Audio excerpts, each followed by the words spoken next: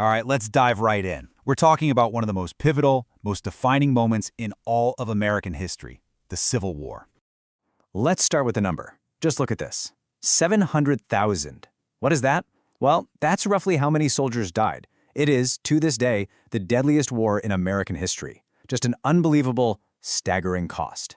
And really, all that bloodshed was about testing this one core idea. Could this nation, this experiment, conceived in liberty, actually last? Or would it just tear itself apart? That's the question we're going to unpack today. How it all went down, and how the Union managed to win. Okay, so first things first, how did the country even get to this point? We're talking about a nation literally splitting in two. So you've got your two sides, right? You have the Union, that's the United States, the existing government with Abraham Lincoln at the helm, and then you have the Confederacy, or the Confederate States of America. This was a whole new government created by 11 southern states that broke away, and they chose Jefferson Davis as their president. Now, people debate the causes, but sometimes you just have to listen to what the people involved said themselves. And you can't get much clearer than this.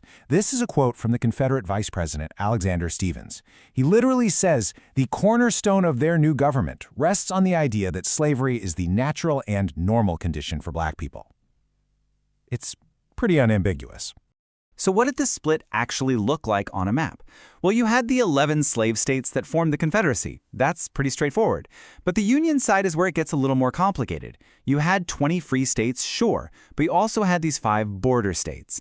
Now, these were states where slavery was still legal, but they chose not to leave the Union. Think about that. Places like Kentucky and Maryland, they were absolutely critical battlegrounds, not just for armies, but for hearts and minds too.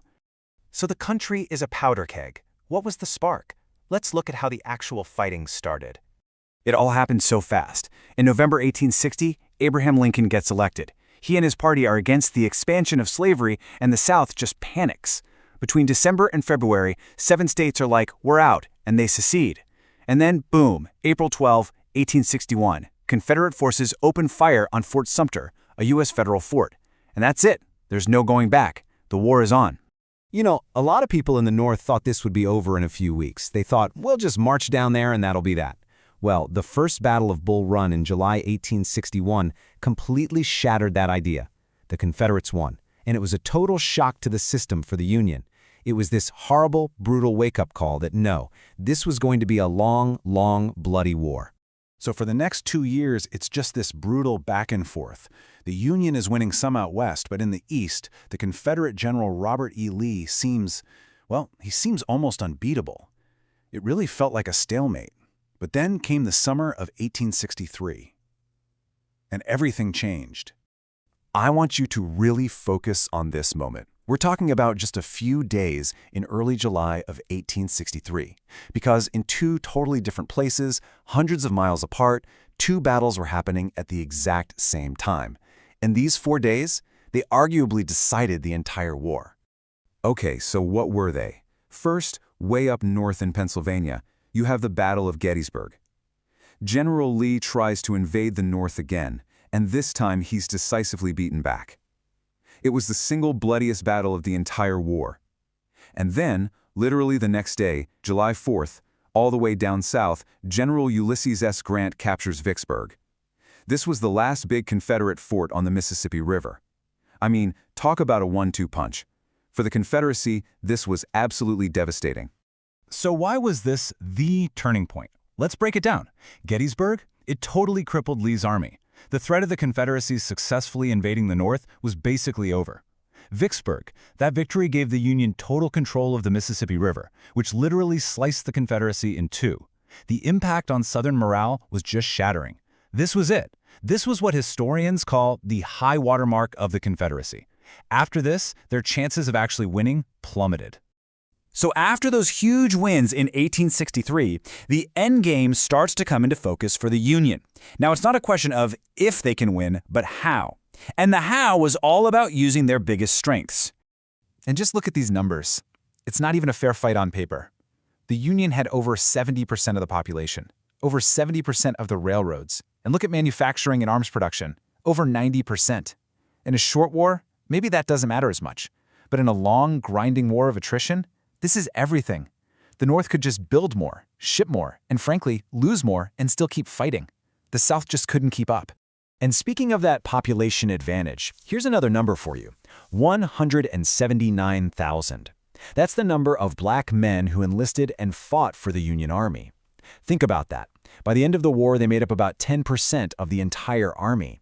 This was an absolutely crucial source of manpower. And you have to understand, for these soldiers, this fight was deeply, deeply personal.